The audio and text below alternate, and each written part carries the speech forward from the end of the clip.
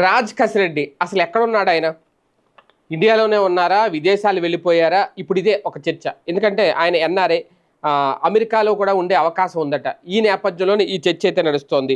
అయితే రాజ్ కసిరెడ్డి ఆచూకీ దాదాపు తెలిసిపోయింది అనే ప్రచారం అయితే జరుగుతోంది. అయితే పోలీసులు ఆయన ఇంకా ఎందుకు పట్టుకోలేదు అనేది ఇక్కడ కీలకం. ఇప్పటికే రాజ్ కసిరెడ్డికి 4 సార్లు అయితే నోటీసులు ఇచ్చారు. ఇప్పుడు తాజాగా ఆయన తండ్రిని కూడా విచారించారట.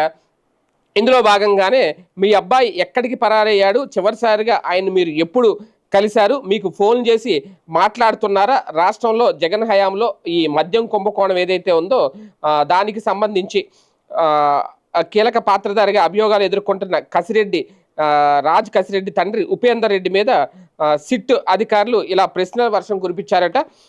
ఆయన విజయవాడ నగర పోలీస్ కమిషనరేట్లోని సిట్ కార్యాలయంలో దర్యాప్తు అధికారి విచారణకు హాజరయ్యారు. దాదాపు 6 గంటల పాటు ఆయన పోలీసులు విచారించారు. రాజ్ కసిరెడ్డి ఆచూకీ, అలాగే ఆర్థిక లావాదేవీలు, ఆయనతో సంబంధాలు ఉన్న వ్యక్తుల గురించి కూడా ఆరా తీశారట. ఏమడిగినా సరే తనకేమీ తెలియదని, గుర్తు లేదని ఉపేందర్ రెడ్డి సమాధానాలు ఇచ్చారట. అంటే ఇక్కడ ఇదే ప్రతి విచారణలో జరుగుతున్నది. ప్రశ్నలు చాలానే ఉంటాయి. మీరు ఎక్కడున్నారు, ఏంటి, ఆయన ఎక్కడుంటాడు, వాళ్ళ ఫ్రెండ్స్ ఏంటి, అవన్నీ. కానీ సమాధానాలు ఒకటే ఈ మధ్యన: తెలియదు, గుర్తు లేదు, తెలియదు, గుర్తు లేదు, మర్చిపోయాను. ఈ 3 ఆన్సర్లే, ఇంకేం లేదు. సినిమాలో డైలాగ్ ఉంటుంది కదా, అలాగే ఇప్పుడు ఉపేందర్ రెడ్డి నుంచి కూడా అలాంటి సమాధానాలే వచ్చినాయట. 3 సార్లు నోటీసులు ఇచ్చినా సరే కసిరెడ్డి బేఖాతరు చేశారు. మరోసారి మళ్ళీ నోటీస్ ఇచ్చారట.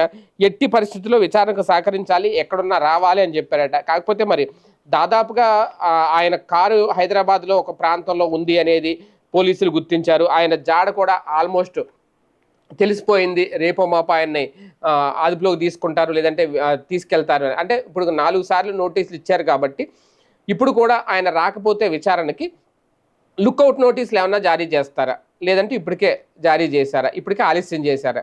ఏది ఏమైనా కసిరెడ్డిని అయితే అతి త్వరలోనే పట్టుకోవాలి అనేది చాలా సీరియస్గా వ్యవహరిస్తున్నారు ఈ కేసు విషయంలో సిట్ అధికారులు. మరి ఏం జరుగుద్దో చూడాలి.